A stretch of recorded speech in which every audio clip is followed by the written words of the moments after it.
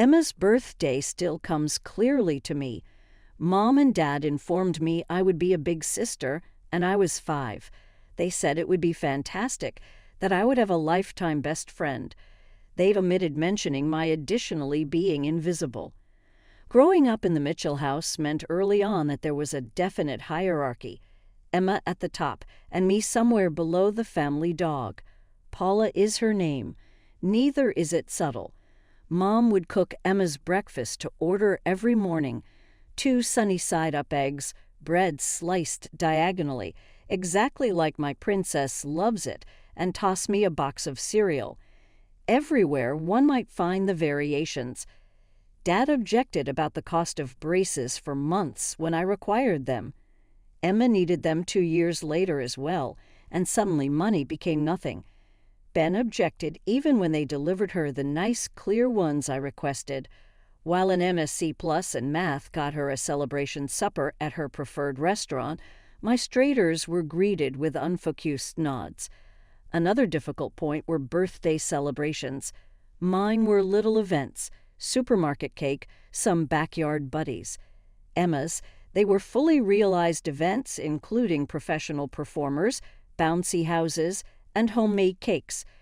Once I heard Mom say to a friend, "Well, Emma simply enjoys these things more." Paula's pragmatic approach.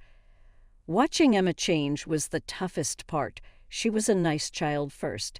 Year after year of treatment like she could do no wrong took its toll. We used to build blanket forts together and create ridiculous stories.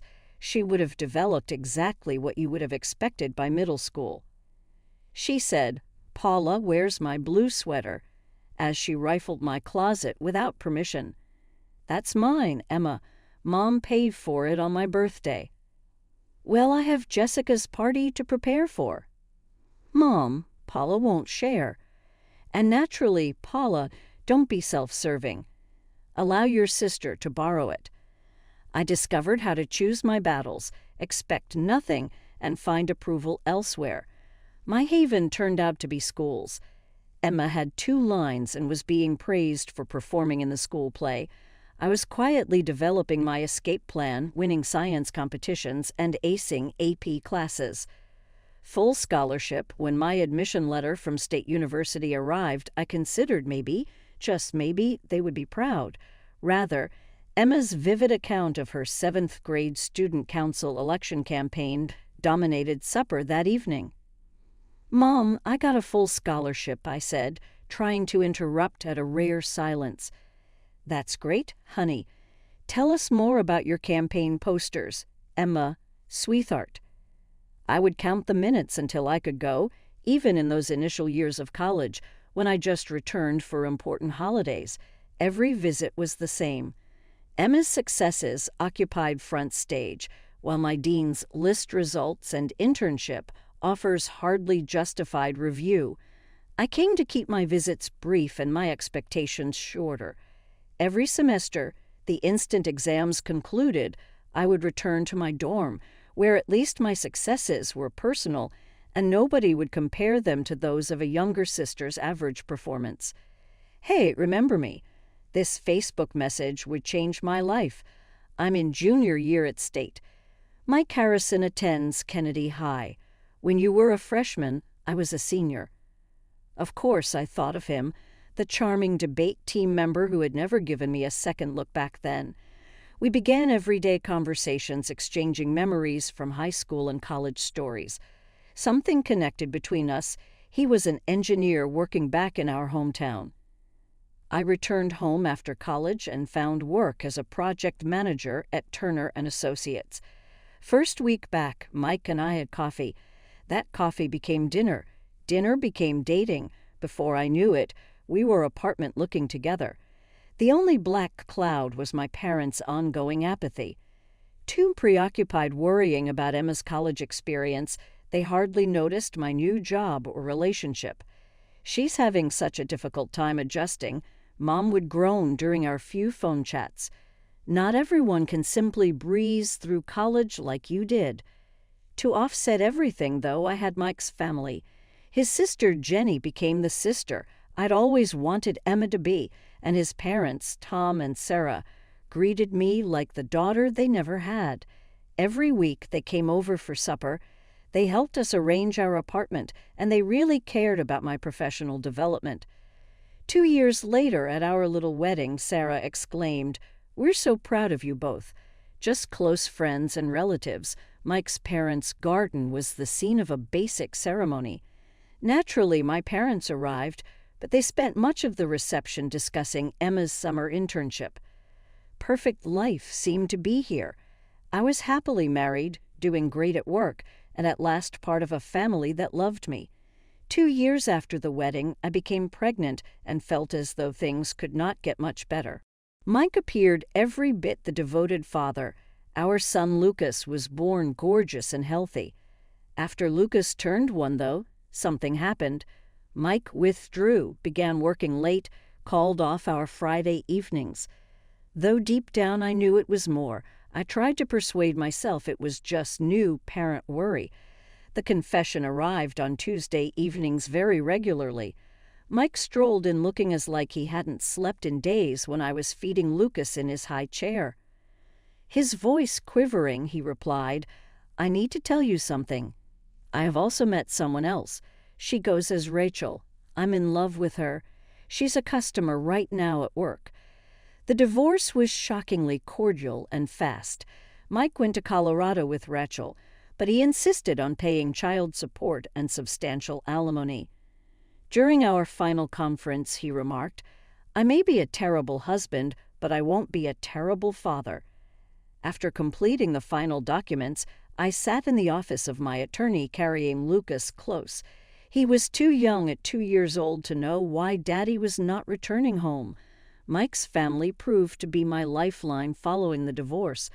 Though all that transpired with their son, Tom, and Sarah were committed grandparents to Lucas, and Jenny was the greatest a child could wish for. Every time we went to their house, Lucas would brighten, sprinting directly to the toy zone set aside just for him. Jenny constantly had some fresh game or craft project idea, and Tom would drop down on the floor to play with trucks. The house of my own parents told another altogether different tale. Hoping they would want to establish a relationship with their only grandson, I attempted to see them sometimes, but it was terrible to see their apathy. Mom would say, "Paula, don't let him touch that vase," only glancing up from her magazine. "And watch him, he'll scratch the hardwood flooring if he runs about too much." Sensing the frigidity, Lucas would hang to my leg. Emma's presence on our trips added a more striking contrast. I have my successful girl here. Dad would brighten as Emma passed, chatting about her new employment with some trade business. Too busy hanging on Emma's every word about workplace politics and client meetings, they would totally disregard Lucas's attempts to show them his latest sketch. Those trips become less and less frequent. Rather, I concentrated on what I could influence, my job and finding Lucas a solid, loving home. Jenny and her parents were eager to assist with child care, so I began working on increasingly difficult assignments at the office. The Singapore account is high risk. My supervisor cautioned when I offered to oversee it. "Nobody has been able to close this deal in 3 years. I said with great conviction, "I can do it." I did. 3 months of late nights, video conferences across time zones, and subsequently thorough bids closed the contract and doubled its initial size. More successful initiatives followed, each one enhancing my reputation until I became the preferred consultant for our toughest customers. Along with a corner office and pay that made my eyes wet, the elevation to senior account director came with, to Paula Mitchell, my group toasted following my landing of the Microsoft account. The miracle worker. That sale brought the last component I needed as a bonus. I house hunted Lucas that weekend, showing us a gorgeous 3-bedroom apartment, the agent stated. "This one has a park nearby, and the school system is first-rate." Driven by his own room for all his toys, Lucas dashed from one to another. I ran the mortgage figures one more time while I watched him, exploring, calculator app open on my phone. "We will take it," I remarked. Lucas remarked, "Mommy, are we really getting a new home with my own room?" That night, as I put him into his bed at our former apartment for one of last visits, "With your own room and a special art corner and space for all your books," he gave me a great embrace. "You're the greatest mother ever." It dawned on me then that I could stop the pattern, even if I could not alter my background or the actions of my parents. My youngster never questions his value or sense of second best. The speed with which things altered was remarkable. Once news got out about my promotion and new apartment, Mom's text on my phone buzzed. "Sweetie, we haven't seen you and Lucas in months. Why would you not come over this weekend?" I dropped my coffee almost here. This was the same woman who had spent the past 5 years hardly noticing my presence. I thought about Lucas, who still sometimes asked about his grandparents. Perhaps humans are capable of transformation. I carried Lucas to their house the next weekend. The variance was shocking. "I have my favorite grandson here." As we were walking in, Dad yelled out. Given Lucas was their only grandchild, this wasn't saying much, but nevertheless, "Look what Grandma bought for you." Mom created a brand new toy truck, something she had never created before. And I baked cookies. "You do enjoy chocolate chip, right?" Lucas was overjoyed. He too young to remember their past coldness. Something I had never seen my mother do before, I observed as she really dropped to play with her son on the floor. Later, Mom added, "Paula, honey," as Lucas was preoccupied with his new vehicle. "We'd love to have him around more often, maybe some weekends. You have to have breaks occasionally." Though it seemed crazy, I chose to go with it. What was that phrase on not staring in the mouth a gift horse? My parents become shockingly active grandparents over the following 6 months. Lucas was asked to stay over on weekends, and I utilized that opportunity to catch up with Jenny. "You seem happier," Jenny said on one of our shopping excursions. "More laid back." Seeing them at last put effort is encouraging. I know why, yet even so I concede. The reason became more obvious as the modest initial requests began to show up. Little things like Dad's watch required maintenance and Mom needed assistance with a plumbing bill, small expenses that fit her new pay. Each time I answered, remembering all the dancing classes and summer camps Emma had paid for but denied me. "Of course, I'll help." Being the one people turned to now felt nice, in a sort of sense. Then Emma came to me via the family. "Terrific, terrific," Mom remarked. Her work at the trade firm wasn't going as expected. She had been passed over for multiple raises. Mom said, "It's just office politics," during one of our new frequent family dinners. They do not value ability there.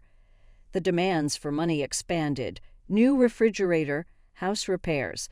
After that arrived the major one. One Sunday, Dad stated, "Sweetheart," as Lucas was sleeping upstairs, "we have been considering a new automobile. For us, the payments would be somewhat costly, yet given your new job, they selected someone who would have caused me to choke a year ago. These days it was under control. Mom told me, 'We'll pay you back,' but we both knew they wouldn't. Anyway, I agreed. Perhaps I wanted to prove something to myself, or perhaps I was purchasing affirmation. In either case, I began monthly mailing them checks for the auto installments. Just be careful. Jenny cautioned me over coffee the next day. Money has a way of complicating things. Though I agreed, internally I was wondering how complex things might become. I had more than enough. If purchasing my parents' attention meant Lucas might have grandparents in his life, was that not worth it? That Tuesday at work began as usual. The first wave of agony struck, abrupt and unexpected, causing me to collapse over in my chair mid-client presentation. "Call an ambulance," I overheard someone say. "She is white as a sheet." Everything beyond that turned into a jumble of voices and motion.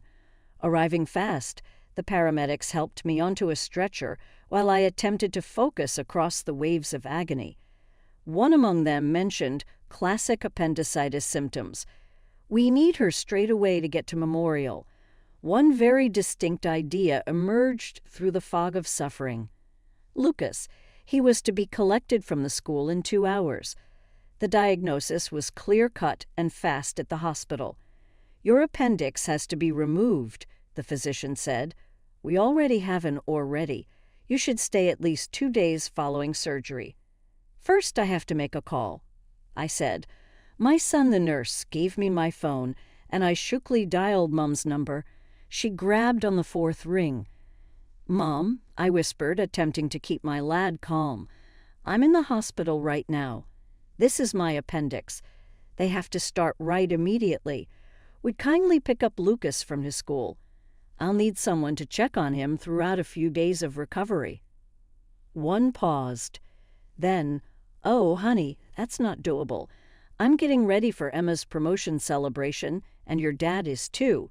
She at last appointed junior executive to her organization. Compared to the agony in my chest, my stomach ache was nothing. Mom, kindly, I'm needing assistance. Lucas ought to be picked up in less than 2 hours. Well, that's really not our problem, she remarked, her voice abruptly frigid. We have to rush to go to a restaurant with 50 patrons. We cannot be watching over children. Babysitting? He is your grandchild. Look, Paula, she sighed, as though I were acting irrationally. Your accountability is Lucas. He touches everything and is generally really boisterous. It actually is rather a weight. What I was hearing defied belief. One burden, in all I have done for you. For the last year, I have paid your automobile loan, every time you ran upon money. She laughed so hard that it froze me to the very bone. Oh, we'll be skipping your giveaways going forward. Emma's new job pays really nicely. She will assist us instead of you. The line perished. With tears mixed with sweat on my cheeks, I lay in the hospital bed foam still clamped to my ear. This was what it came down to. All those months of supporting them, all that money, all those weekends of playing joyful family. Lucas and I returned to being awkward afterthoughts the instant someone better arrived. The nurse hardly touched my arm. Miss Mitchell, we really ought to get you ready for surgery right now. I nodded immediately on my phone, pulling Jenny's number. She took up the first ring. Jenny, my voice quipped. I'm at a hospital right now. Appendicitis. They're getting ready for my procedure. Would you kindly pick Lucas from his school? Though I hate to ask, text me the school information. She sliced right away. What time must he be picked up? 2:30. Jenny, I'm very sorry to impose. Stop it, says one of my nephew, is Lucas. Obviously, I will get him. Will not we have an overnight at my house? Still, he enjoys running with Max. Her snatching her keys in the background sounded audible. Tears running down my cheeks, I said, "Thank you." She answered resolutely, "I called my parents first. Pay more attention on improving yourself.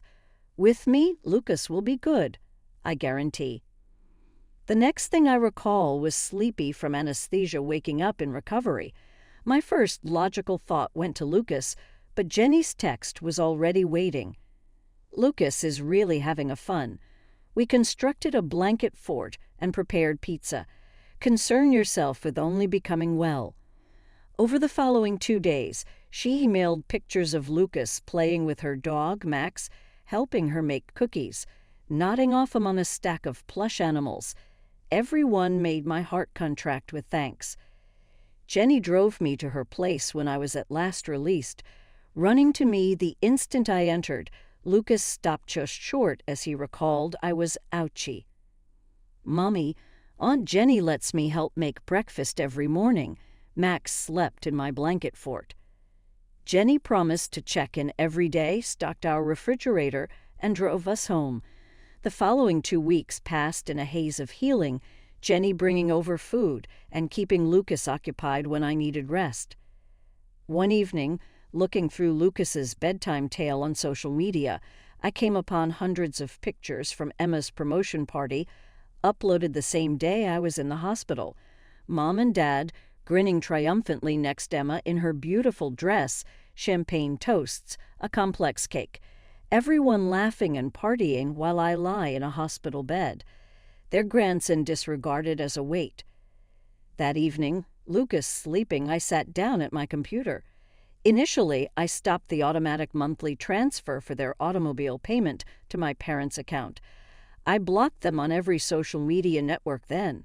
Examining the framed picture on my desk, Lucas and me at the park, both smiling while Jenny's dog, Max, chased bubbles around us, I felt something change inside of me.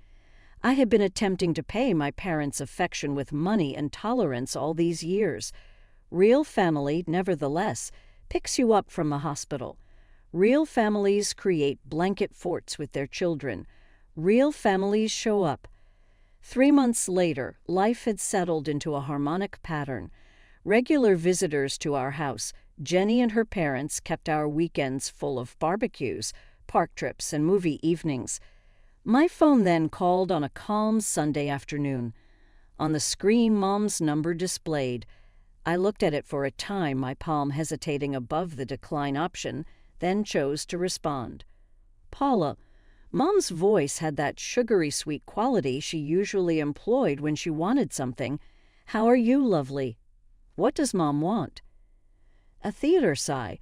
Well, since you asked, the car payments place your father and me in a somewhat precarious position. Though I suppressed it, I felt laughter rising in my chest. Oh, yes, you see. She stopped for dramatic impact. Emma just turned away when we asked her, even though we had assumed she would assist us with her new post and everything. Is it unbelievable? Said she worried about her own bills, following all we have done for her. There was almost too much irony. Her voice going quieter. We were hoping, she said, that maybe you could start helping with the payments again, just until we figure something else out. I laughed this time without restraint. It sprang out of me, harsh and acrid. Paula, this is not humorous. The automobile could be lost to us. Mom, you know what's funny? You called my son, your grandson, a burden 3 months ago while I was being rushed into emergency surgery. You were too busy commemorating Emma's promotion to be bothered to help us.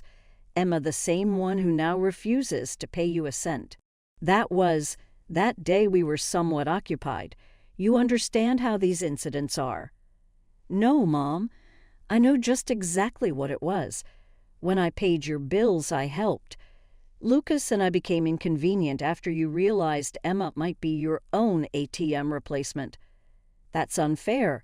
Always favored Emma. Treat me always as though I were second best.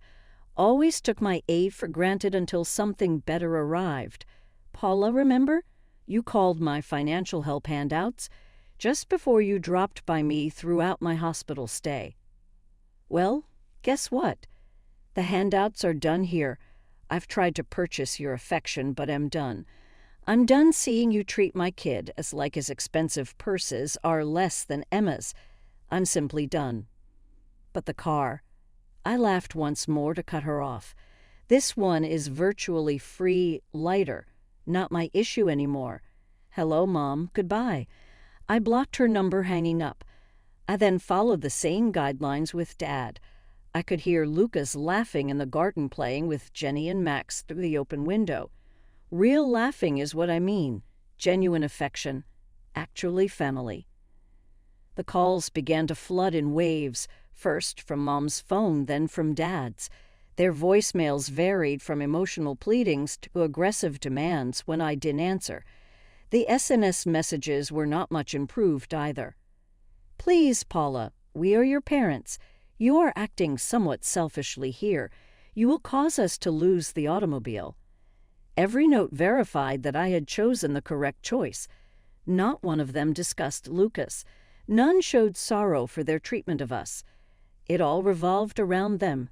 Their demands, their automobile, their emotions. 1 week of this would have been sufficient.